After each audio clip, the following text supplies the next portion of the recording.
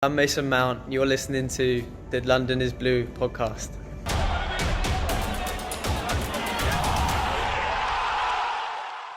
Hey everybody, welcome back to the London is Blue podcast. Dan here alongside Nick.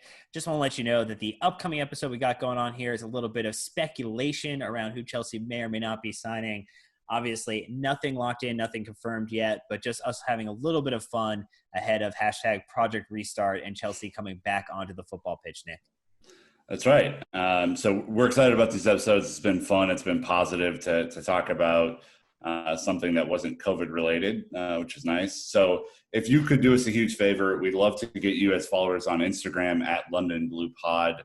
Been posting a lot of really cool graphics and content there. So there's a lot to go check out. And then go over to our YouTube. We need a hell of a lot more followers on YouTube. Brandon has been putting in some serious work to get videos posted. We have, I think, some better setups coming soon for those videos. So our last Timo Werner one did super well. We're pumped about that. Let's keep the momentum rolling. Just London is Blue podcast on YouTube. All right, Chelsea fans, welcome back to another episode, that's right, of the London is Blue podcast. No Brandon Busby today, but of course, Nick Furlaney. Always present, always vigilant, always there with the beard and the fresh trim. The fresh trim that he's covering with the hat. I finally got a haircut for the first time. Oh, my God. Best thing ever. Well, in order to round out our group today, we have Mr. Yannick, Mr. Chelsea Yannick, coming in hot, coming in fresh off the subs bench with a last-minute adjustment. Thank you so much for joining us today.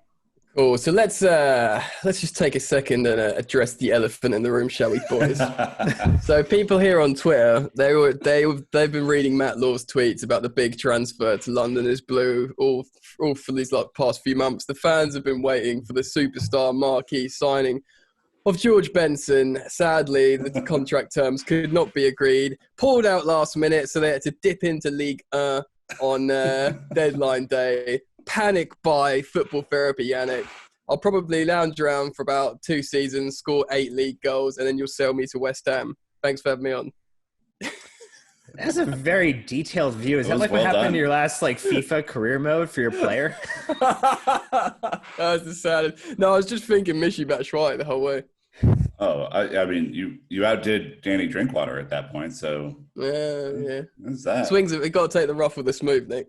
So. Yeah, I was guessing more of a Zappa Costa style approach. He would end up sending you out on loan. Maybe your fitness would be challenged. But anyway. Let's smash my self-esteem before you even bloody got started. Well, we had to bring you in because after the supposed very close to be finished signing of Timo Werner to Chelsea, which everyone is over the moon about. Anytime you can get up Liverpool, it feels really good.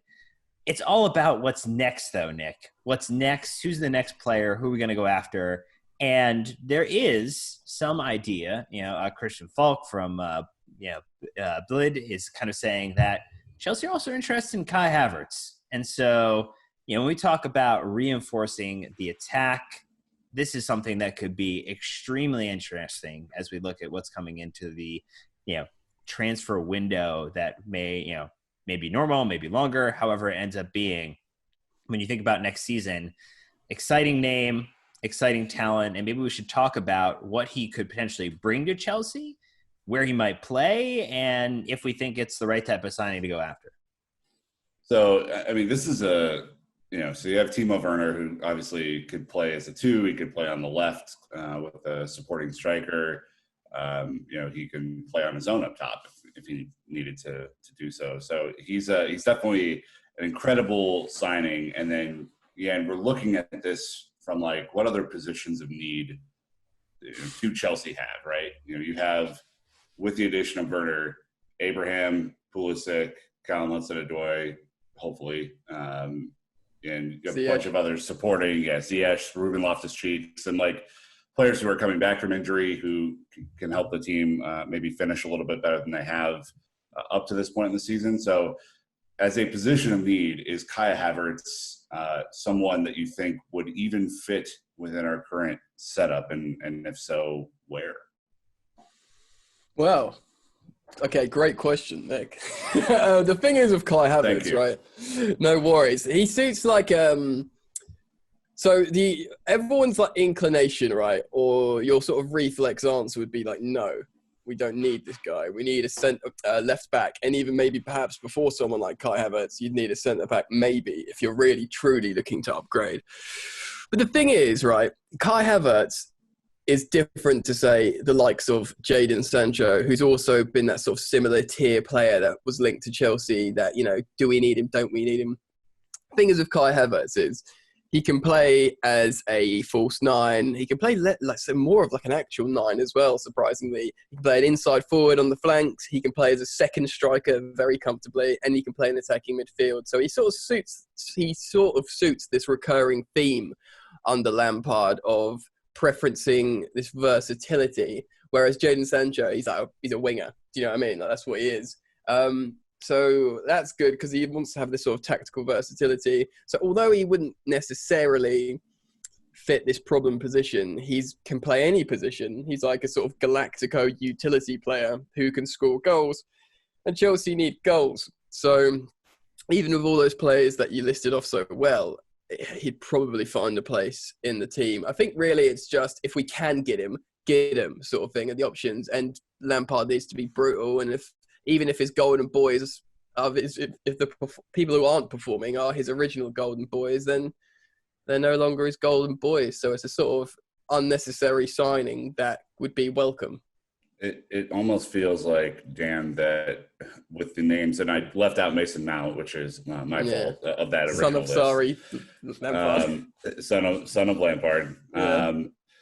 It feels like if Kai Havertz or another big name attacker comes in, Dan, that this is going to transform from a kind of a set formation up top to Lampard's attacking amorphous blob.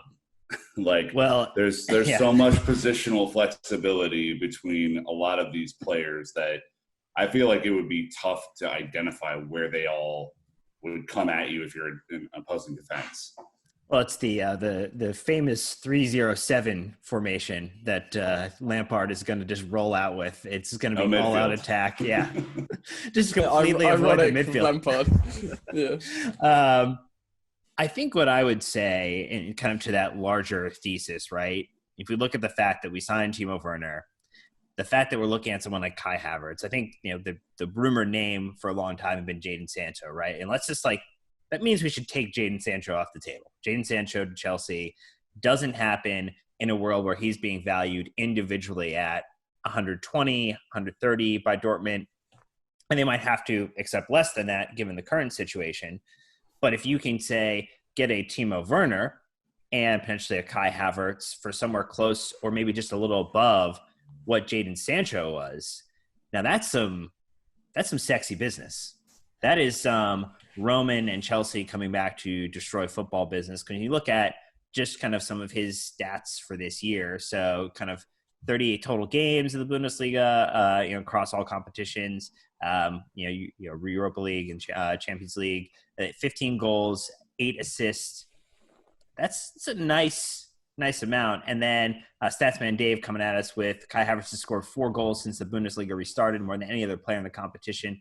Also has the highest expected goals, which I know you love, 3.47, and non-penalty expected goals, 2.71. When you talk about adding goals back into the team, if you get Kai Havertz, he becomes an immediate starter in this Chelsea side. Yeah, it's important to note, like, people listening, if they don't know much about Kai Havertz, some people have just sort of watched the restart and he's been like the big story in Germany of late. He's obviously very young. He's 20 years old, but he's been so highly rated for a little while now. Like, he went a little bit quiet before the pause of the season in Germany, but last season he had an incredible campaign. This season he's doing the same. Obviously, the aforementioned versatility, positional versatility, or whatever I just spoke about, but how he's so exciting on the ball. Someone like Jadon Sancho, explosive down the flanks, can dribble and stuff. The way Havertz can move with the ball, he like glides like Kaká, like the way he can play. He's a special player, and he's not necessarily been just on the end of moves, scoring loads of goals. He's been doing loads of very impressive football. He is a top top tier signing. Everyone would want him. He'd start in most teams. So people need to understand that this is a very special player. He's not just some German kid who scored a bunch of goals recently who can play in a couple of positions. He's an incredible young player, very, very highly rated by loads around Europe. And I've kind of forgotten your question there, Dan, because I really just wanted to assert that point. Well, I tease you up with the idea of expected goals. And I think what's interesting when you talk about that positional flexibility, though, is so his team ran out of healthy strikers. And so his manager says, hey, I'm just going to actually put you up top. Yeah. And he's been scoring. He has actually scored every single game. I think it's 7 or 8 goals in a row now. And he has played in the actual 9 position for Leverkusen. Well, that's exactly like the story of loads of other elite gunmen. Timo Werner, he's a converted winger. They he's granted he still plays wide, but when he scores so many goals playing up front, so they're like, let's move you closer to the goal. And I think, I don't want to plagiarize this, I think it was Raphael Honigstein who said this, who was talking about this, and he said it's the exact same thing that happened to Pierre-Emerick Aubameyang. And Aubameyang is an absolute lethal gunman. And they were like, we should play this guy up front, and then he just scored shitloads of goals. Sadly for Aubameyang, it happened quite late in his career. This is happening really early for Werner. This is happening really early for Havertz. And so they've got these elite forwards that you feel comfortable playing them deep because they've been raised and sort of had their skills cultivated in a different part of the pitch. That's why they can move so well between the lines. And dude, whoever gets Kai Havertz, if it's Chelsea, if it's not, absolute bad boy signing. That's what you guys say in America, right? Or is that English? That's probably more. He's a bad boy. Yeah. No, bad man. It's the "Mama, there goes that man" Mark Jackson line. Yeah. Okay. Whatever. I'll take Nick's word for it. He's one of those. I love. He's a bad man. I was actually reading a positional analysis of Havertz yesterday, and kind of looking at what outside of the kind of attacking cut and thrust action, like where he might fit into this team. There's also, so one of the analysis I read said that he could fit into a 4-3-3 as one of the midfielders that advances up. So while he's not a defensive, stud by any means, that's not his purpose in life, nor should it be given his insane attacking talent. You could see a scenario where Lampard keeps a 4-3-3. He becomes one of those advanced midfielders and links play up to Werner, Pulisic, Ziyech, whatever. Or you could see him playing as like the more traditional number 10 as well, which is crazy because you look at then depth across like a 4-2-3-1. You have wings pretty much covered forever now. You have a ton of wing options. You have 2 or 3 number 10 options. Absolutely. Whereas this year you've really only had one, and that was Mason Mount. So, I don't know, man. It's interesting. It's crazy. It is crazy. The thing is, I think he'd be an amazing 8, like you say, like in one of those midfield 3 either side, or perhaps the pivot. So he'd be like a shuttling 8. He'd be like, before the pause of football, Mason Mount was playing that left centre mid, which obviously is the same role. We saw Ruben Loftus-Cheek absolutely exploding under Sarri before he got injured. Yep. That was his role. Mason Mount suddenly, like he was playing when he scored the excellent goal before football stopped. He's been playing.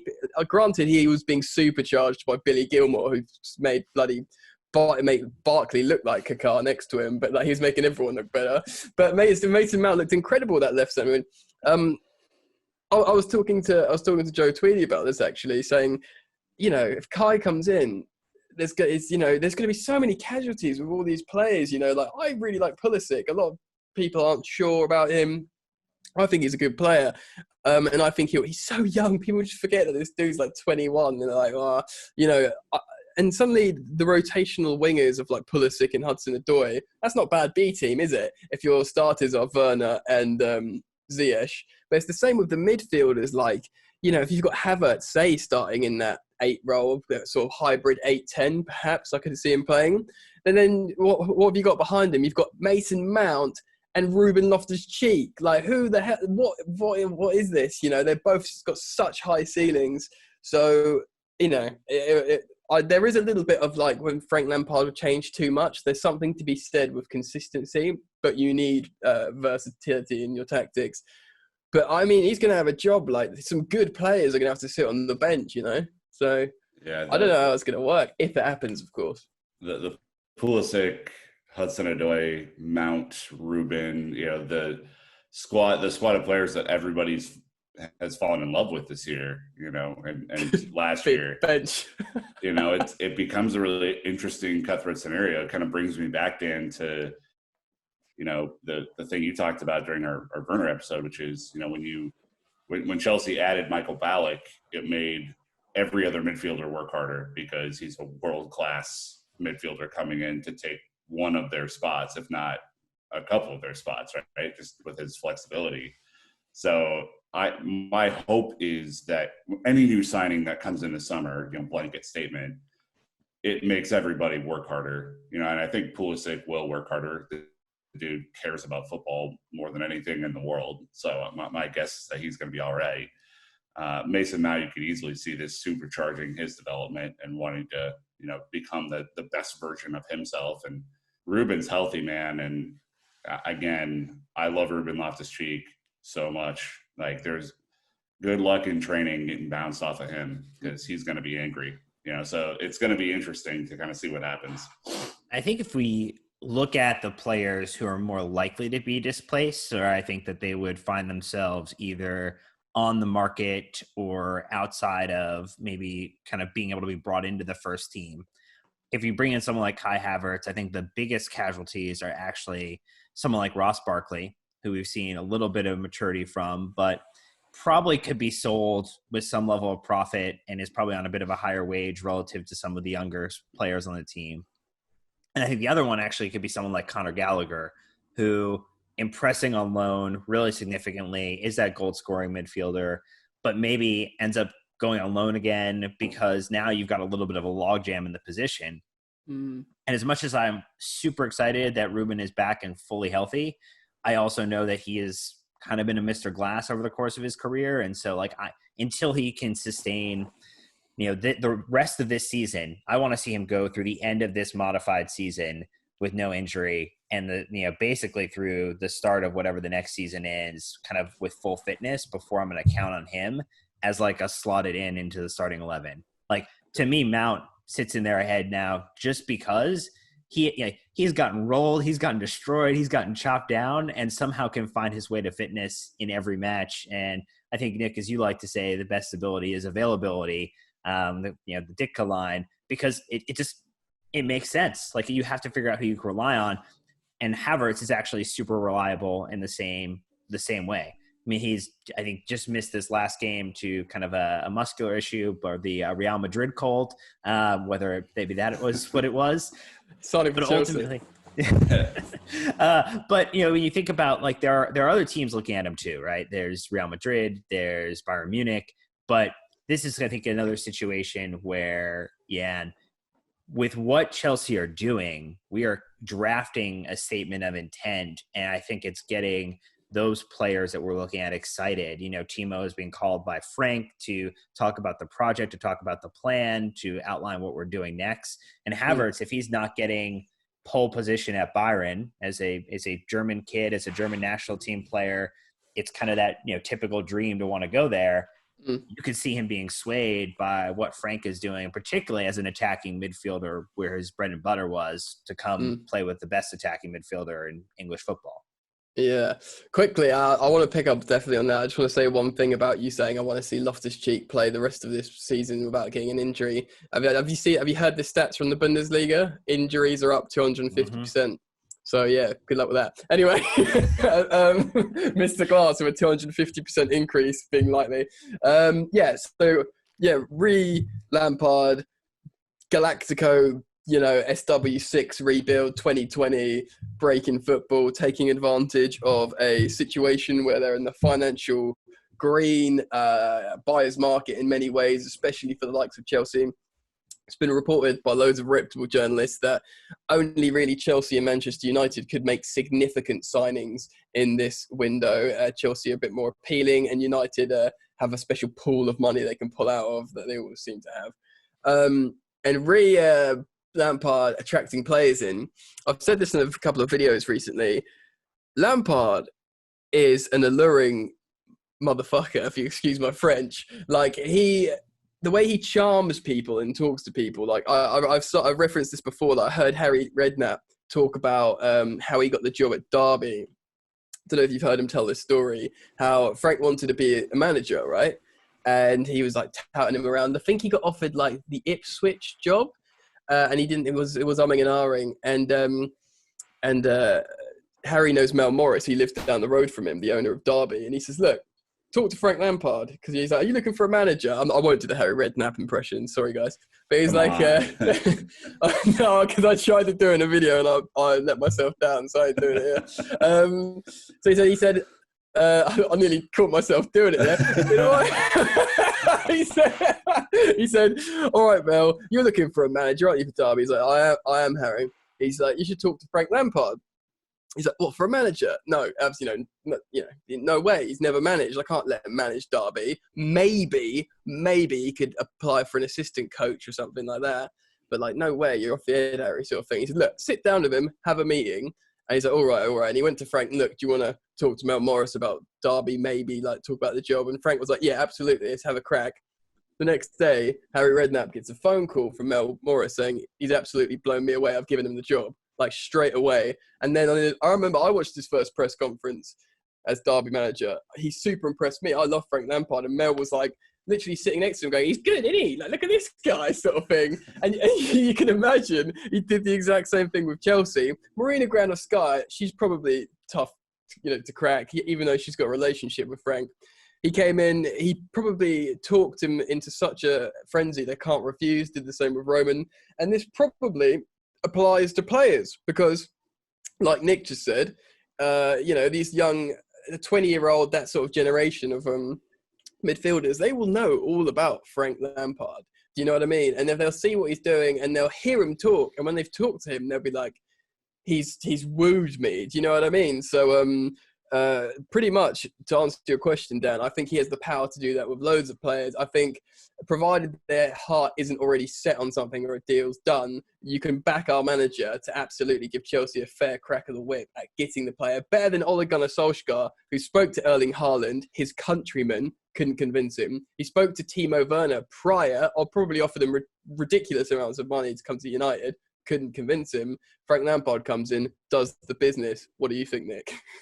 I mean, there are a couple of layers to this, right? The first layer is that both Frank Lampard and Petr Cech are insanely intelligent, eloquent people. I would imagine, although I've never spoken to either one of them personally, that when they speak, it's, you better listen. They carry a certain amount of gravitas. And then, on top of that, I also don't get the sense from either one of them that they're full of shit. Whereas if Solskjaer is the one talking to you about the plan at United when every other week he's going to get fired, I feel like it's a hard sell, honestly, man. Like, it's just a harder sell. Yeah. Plus, he looks like Smeagol. Well, I didn't know we were going to get into the beauty pageant version of this. But I mean, it is interesting, right? And so from what I've read, Chelsea are certainly in for Havertz, right? But, Bayern Munich are massively lurking in the shadows because they always do this kind of deal. And he's like I think the most, probably accurate comparison that I've seen for Havertz is a young Thomas Muller, right? Which, if you look at where he plays on the field, you look at his style and all that kind of stuff, he's taller than you think he is. He's about 6'2". His slight frame, his Yannick style frame is I'm not having it. Look at those guns, baby. He is bigger than you think. So it's an interesting one, man. Like, if Chelsea are able to convince two German international style players in one window to come, it's a warning shot for everybody else in world football. Especially because the economy at this point for leagues like Spain and Germany and France and a bunch of leagues where there is talent, but it's consolidated in one or two teams, it's going to be really, really interesting to see kind of how the Premier League can reassert itself in this moment, Chelsea specifically, Dan. All right, so let's wrap it and kind of get a little bit of a quick gut judgment here. So we'll kind of go around the horn. First question, do we sign Havertz? And if we do, what ends up being maybe the rumored, because we're never going to know the actual 100% fee that they're going to agree to, because neither of these clubs are on any type of public exchange. So they have nobody to report any of their financials to. So I'll go to Nick first because Jan's the guest and I want to be polite. Nick, do we sign Havertz? And if so, what do you think the rumored fee would end up being? I know that Bayern were interested in Werner, and they have to be on him as well. I would assume that they're also very much into Havertz. So I am just like gut judgment says no. That Bayern get him, which would obviously make sense for them and make them insanely lethal, even more than they already are. Oh, frightening.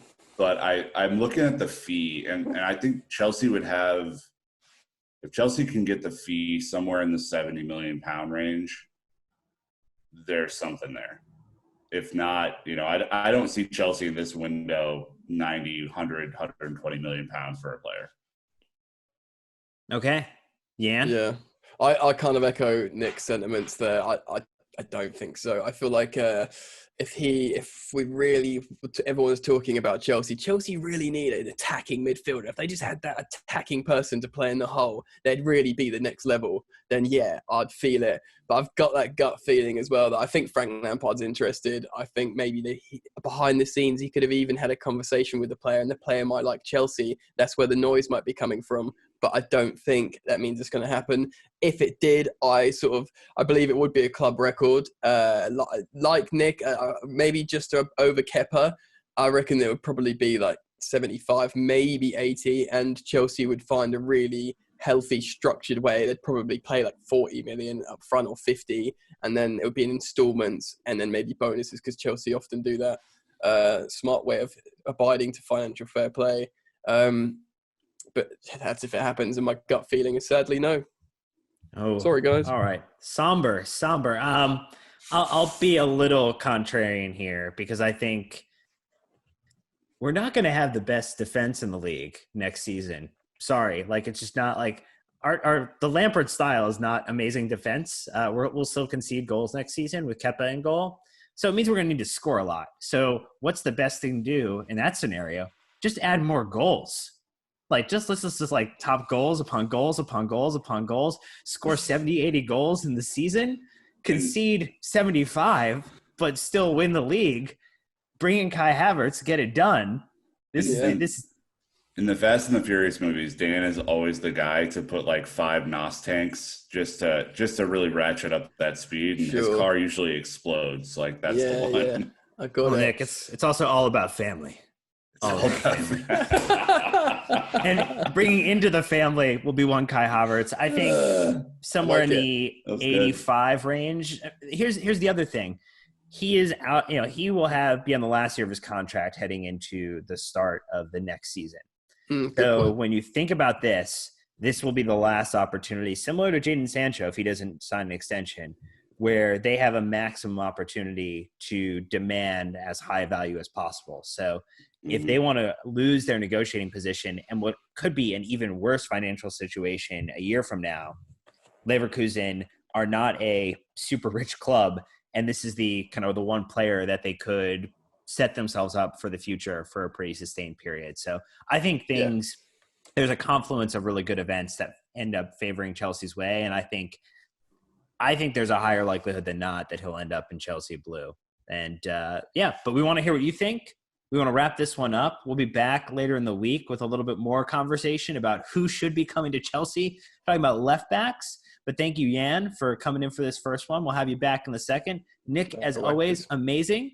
And since Brandon is in here, I guess I'll say it. Until next time, Chelsea fans, keep the blue flag flying high.